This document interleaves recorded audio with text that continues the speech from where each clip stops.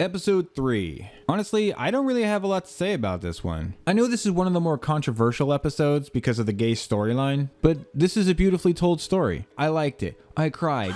And no, not because the beards touched, even though it was a touching story. And it was some great character development for Bill and Frank. The issue with this episode isn't really in the writing. It's in how little it does to advance the main story. By the way, in this version of The Last of Us, this note didn't happen. Bill is a survivalist, which totally fits. And of course, there's the obligatory shopping spree scene from all the zombie stories ever. It's a really great way to set up the story where you're exploring the value of a life filled with riches and no one to share it with. However, this is not procedural television. I mean, we're right in the middle of an ongoing story where we've already established our main characters. And what's happening to those characters while this story is being told?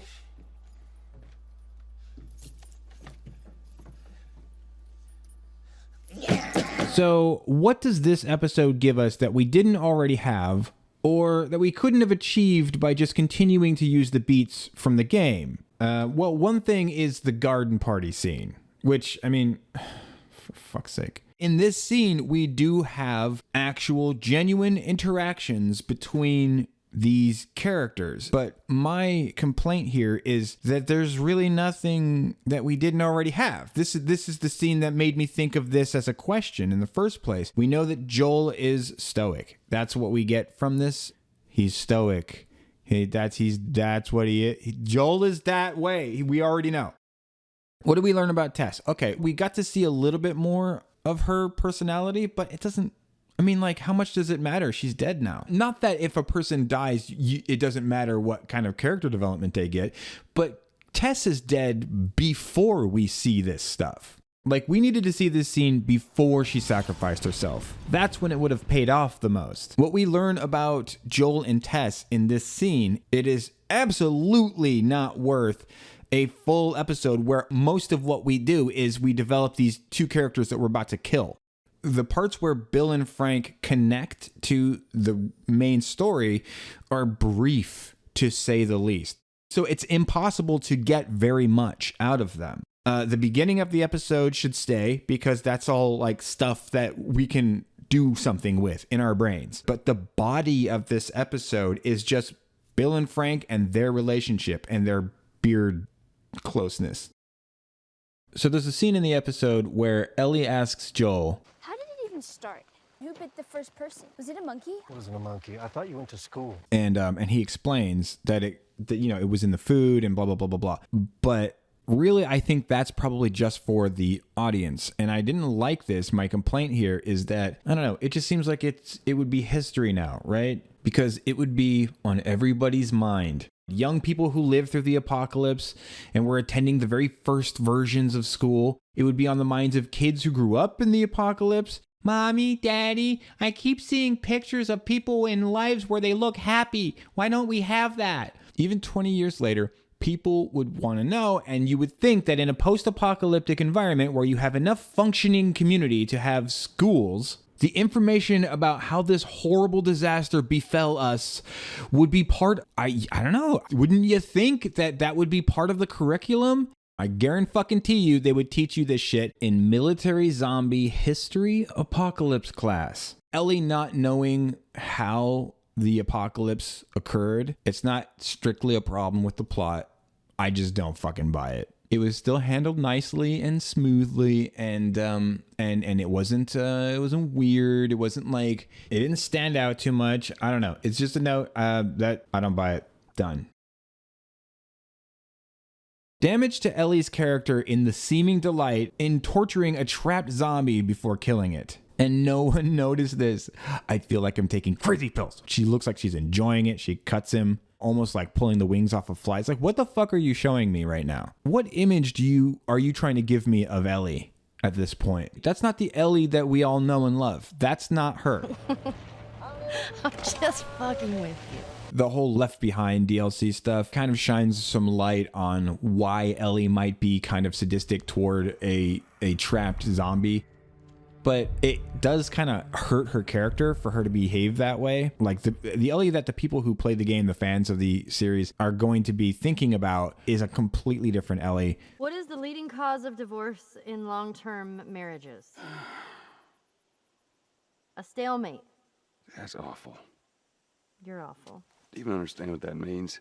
Nope. The reason the Ellie in the game works so fucking well is because she's got all these different characteristics that people get attached to. You know, she's smart, she's funny, she's charismatic, she doesn't take shit from anybody. But the Ellie that we're getting from the show doesn't work nearly as well in the task of endearing us to her. And we kind of need that so that when she gets in trouble and shit, we worry about her instead of actually rooting for the bad guys a little bit. Yeah, there was that compartment that Joel and Tess never found, even though this is the place where they stash their shit. In scouting this location, are we to believe that Joel and Tess didn't find this hatch that Ellie found really fucking easily, like right after they got there? And there was a zombie down there. That is kind of proof that they didn't find this. I mean, how incompetent do you want us to believe Joel and Tess are? Of what value is this episode to the main story? We got a nice bit of character development for Joel in the form of Bill's note. It tells us that Joel feels bad about Tess's death.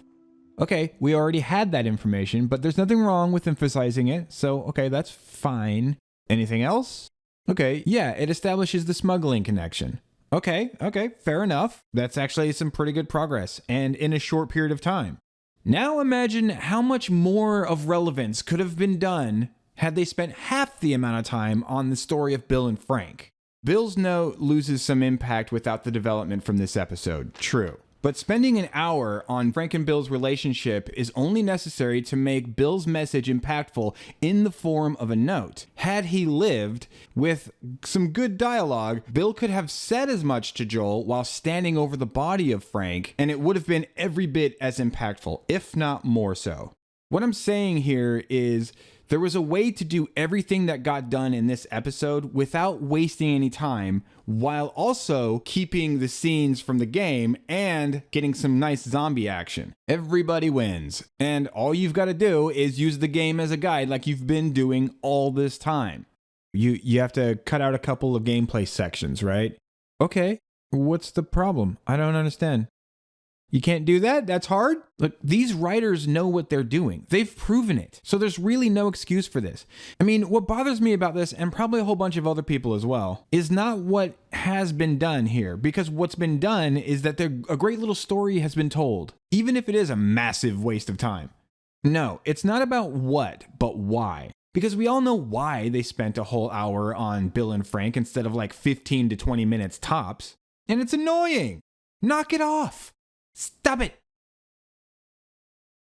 Yeah, there's that scene where Bill kind of goes out into the middle of the street to fire at the raiders as they're trying to get through his traps and stuff, and they're firing back at him through the fence. He's just standing out in the middle of the street. Just tell me why.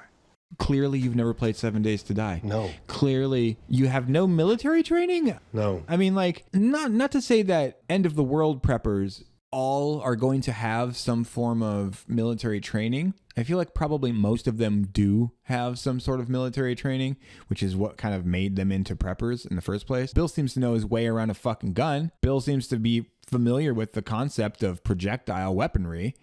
Bill seems to be familiar with the concept that bullets move out of the gun and go at a high speed. I mean, you kind of don't really even need to have any military training to understand that you probably want to put something between you and the other guy's bullets. I mean, like, seriously, what are you doing, Bill? He's not high. He's not distraught. Frank is still alive. He has to protect Frank. I mean, what are you thinking? Why did they fucking do that? They didn't have to do that. They could have had him get shot in some other fucking way. Okay, you know what they could have done? Here's off the top of my head. Just now I thought of this.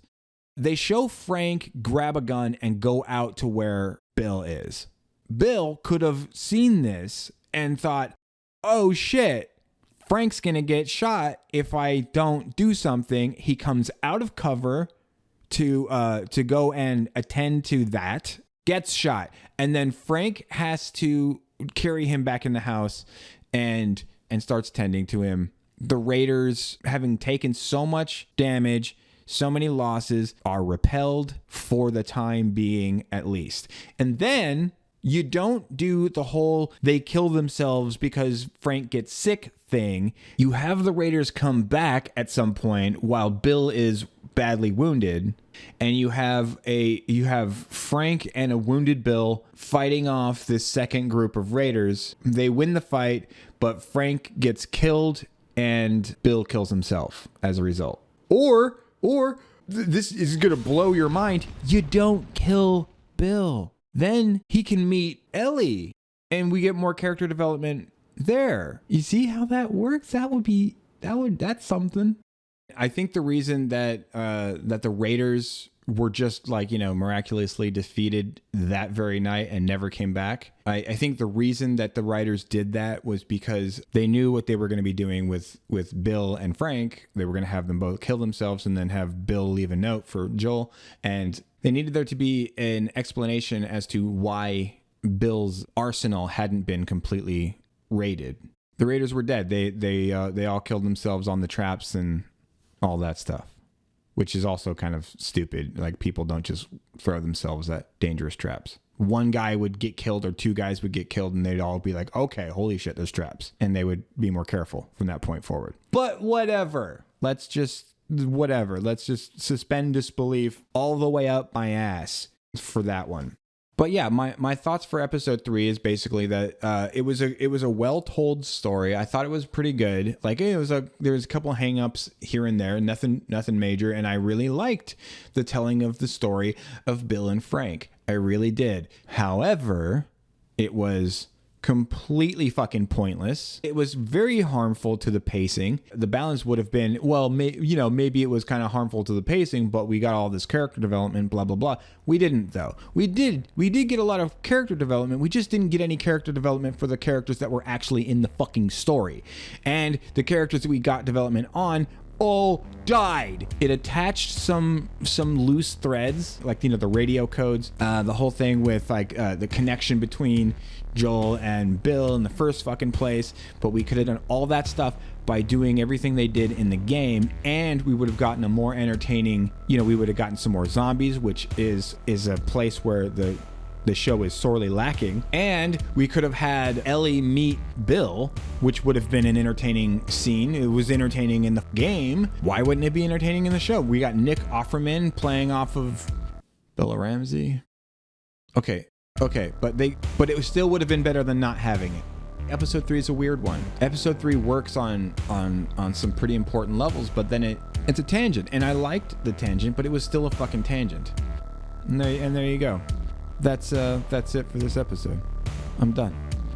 Thanks for watching, everybody. Please like, share, and subscribe. You can contribute to the Patreon for as little as $1. But if you don't have the extra cash, or you just don't fucking like the content that much, that's fine too. Just follow me on the socials, or just, join the Discord and geek out with us about stupid shit. Everything that you do to support the channel contributes to my ability to do this more times.